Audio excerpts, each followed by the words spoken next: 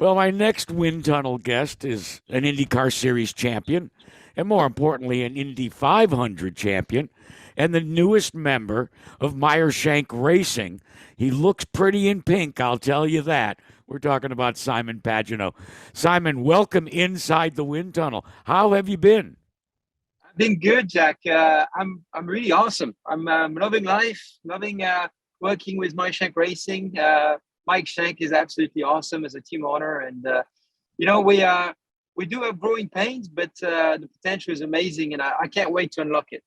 I'll get to the growing pains in a minute, but you are in a unique situation in so much as you were brought into this series under the Team Penske banner, and we all have well documented the Penske way, and then juxtaposing that to where you're at now with a guy like Michael Shank and with the input from the business side from Jim Meyer. Can you compare and contrast the two? Wow. You mean contrast Team Penske and Mike Shank Racing, or contrast Absolutely. Mike Shank and Jim Meyer? Oh, that's a story for another day. Exactly. Yeah, I'd love to talk about that because those two, it's a really dynamic duo, and it's really interesting. Obviously, Mike is doing an amazing job with the race team. When you see the growth that it's going through right now, I'm really impressed with their ability to find ways and run the sports car program, run two IndyCar full times, and having such great partners like SiriusXM, AutoNation, Arctic Wolves. We have such great support from Honda as well. They want us to succeed, and it feels like a win-win situation. It's hard to contrast with Team Penske because Team Penske has 50, I believe 53 years of experience, and we only have 3 years of experience in IndyCar. So there's a lot to learn, but there's already been a lot of success with 24 Hours of Daytona win, Indy 500 last year with Helio. So there is a great mojo, amazing people to work with, great talents. And to that, I would say that is to me the biggest positive of this team is to see how it's all meshing together, and that chemistry. But it's a smaller team, no question about it. But the funding is there, and the passion, and it's a pure race team. So we'll see what we can do with it. I think we can be one of the top team in the future, but it will take some time. Well, you said you wanted to talk about it, so we'll shift gears and talk exactly about it, and that's contrasting Jim Meyer and Michael Shank. In my conversations with both of them, Simon, I was absolutely astonished that it is Michael Shank needing to control the enthusiasm of Jim Meyer. How about when you take us inside the shop and inside the inner workings of Meyer Shank Racing? Well, so, it all comes from the top, right? In every companies. And Mike Shank is there every day with his mechanics, with the crew, with the engineers. Every day he's in every meetings, every phone calls, every Zoom call that I do with my engineers or with my crew. And he's there always in the background, just observes. And he always wants to do better. He has zero pretension, zero ego, just wants to do better, wants to be the best. He has a huge passion for the sport, which is really awesome to see. We're very similar in that way. We're very passionate about IndyCar and racing in general.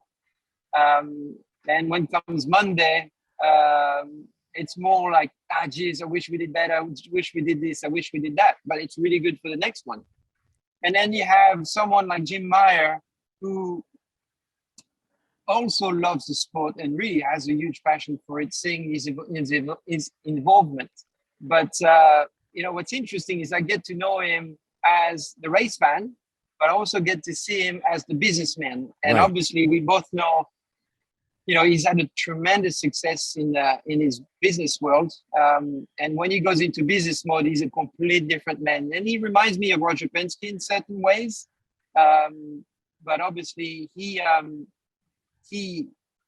has a vision for the race team, and that's really what I was attracted into. He's got a vision for this team for the next 5 to 10 years, and that's really the way to go about it to me.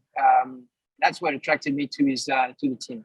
Shank shared with me a while back he had a chance to look at Meyer's cell phone and all of the contacts, and it's from presidents to CEOs, you name it. So I'm asking you, have you ever had a chance to find out from Jim if maybe, just maybe, he has President Macron on speed dial somewhere in that contact list? I haven't asked him, but I know he worked in France for a while. He was a CEO of I believe Thompson Company, and he was based in France for a while. So he has good stories about France and how much he enjoyed his time there, and how it was to navigate through the business world in France, which is obviously a very different political environment. He's got great stories, and honestly, I've really enjoyed to be listening to it. Simon, it's almost as if your enthusiasm has been reignited and renewed.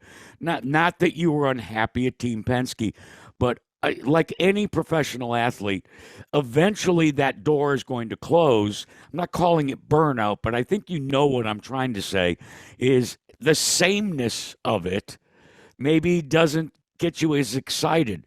Now, all of a sudden, a new shop, as you say, commitment to the IMSA WeatherTech sports car program, the Indy 500, the opportunities that you have before you, and the ability to provide valuable input in growing the company.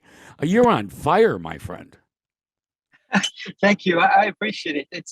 I do feel a bit younger. I do feel like my motivation's been restored.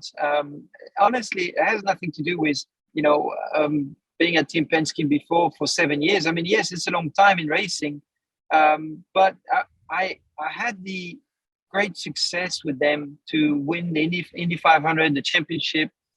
And honestly, I'm a technical guy, and I also have management skills that I wasn't able to use at Team Penske because they were fully ready to go, and it didn't need some of my skills.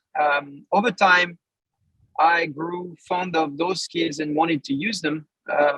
And when I discussed this with Mike and Jim, I realized I could do that with them, with their team. And that's what is really interesting to me. It's kind of a second chapter in my career now, where I get to be involved a lot more in everything, in management, in thinking about the future with who we're going to hire, development of the race car, things that, I couldn't do in the past. So this is really interesting, and it's gives me a lot of enthusiasm. Hold on. I'm trying to get my arms around this thought. Simon, you're expressing this interest in the business side and management, et cetera. Are you telling me that at the Meyer Shank Racing new shop, there's an office for Simon Pagenaud, and that periodically you show up with a briefcase and a suit and tie? I guess if I asked for an office, I'm sure I could get one. But I kind of go from offices to offices when I go to Ohio, Pataskala, to discuss, the previous race, the next one, and the future. But I love to be involved in performance analysis. It's one of my passion, and I just love it. So everything I've learned through the years, not only with Team Penske, but with Team Peugeot back in France, with Highcroft, with the parent motorsport, I've learned so much, and all that knowledge now I can use. I can help the team understand how we could.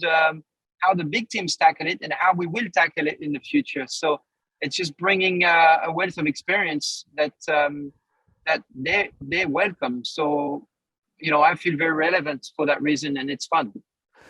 With your international background, I want to step away for just a moment and make use of it. The New York Times recently published an article. We all in the IndyCar nation know the desires of Andretti Autosport to enter the Formula One circus. We've got drivers like Colton Herta that have been signed to a testing contract. But the New York Times, in writing the article, said that it's imperative for the United States not just to have multiple races, but to have an American actually compete at the very highest level in F1. When you look at the big picture, Simon, internationally, how important do you think that is? And what effect do you think it could have on the world of IndyCar racing? It's an interesting question. I think it would be great for Formula One to have an American driver, and I think Michael Andretti was that guy in the past, and I wish he had a longer career in Formula One. He definitely deserved it. When you think about Colton Herta, I think right now is the best candidate for it, and I hope it happens for him because he deserves it. He's young, he's fast, and he deserves to show his talent in a Formula One car. Now, it'd be a shame to lose him on the IndyCar side because he is a tremendous driver, and it's good to have some youth as well. The youth against the veterans fighting, I think, is what people are interested in right now. But for American racing, I think it would be fantastic. For the fans, it would be fantastic for F1. For us, IndyCar, I mean, it would be a shame. I think it would be a loss. But it will also allow people to understand the talent that there is in IndyCar and see how well he will do in F1. Last question. I promise I'll end it at this. But finally, I got Helio to admit on Wind Tunnel that he dyes his hair to keep it black. He says he can't do anything about the receding hairline. Please, Simon, be honest with me. Yes. The dye job has not come to Simon Pagenaud as of yet, has it? No, willpower swears I do, but I do not. I don't need to. I'm so young that my DNA is actually staying at 25 years old. So, no need hair dye yet. I don't know if I'd have to do it. If I was in Helio's position, I'd probably do it, yes. But I don't need to, so thank you. That's good news. That's great news. Hey, it's even greater news that you were able to carve some time out to visit with us here on Wind Tunnel. Continued success coming up on the horizon. The greatest spectacle in racing, the Indianapolis 500. Go get number 2, my friend. Thank you. I appreciate that. And I just want for the record show that my wife is driving me. And she was learning to drive the stick shift. So, and how did she do? Well, she's not learning. She's actually really good at it. So yeah, I didn't see any bumps. I didn't see any, No, that was pretty much perfect. We just scraped a little bit on that speed bump there, but that's because she's too fast. Well, you realize that if you were a good husband, you'd get her a car with paddle shifts. She has one with paddle shift. The problem is she likes cars just as much as I do, which is why we're in this situation. I can't explain everything, but I think it's a pretty cool car. But yeah, that's it. My good wishes and continued success to the both of you, and I do appreciate your stopping by today. Thank you, Jack. Thank you.